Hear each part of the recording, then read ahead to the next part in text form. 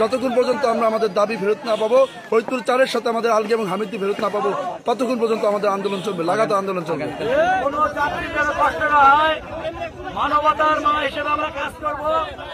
আমরা যে বিপদে পড়েছি, বাংলার সকলের এই বিপদ, অর্থাৎ বাংলার সব লোক দল বল নির্বিশেষে সব রাজনৈতিক দল আমাদেরকে সাপোর্ট করেছে। আমরা পরিষ্কার ভাষায় বলতে চাই, এই ব্যাপারে বোধ হয় ইসি আমাদের কথা শুনবেন না, কিন্তু আমরাও বলে দিতে চাই, ইসি সাহেব আপনি আমাদের আন্দোলনকে ওই ভুয়া কথা, টোরকানোর কথা দিয়ে বন্ধ করতে পারবেন না।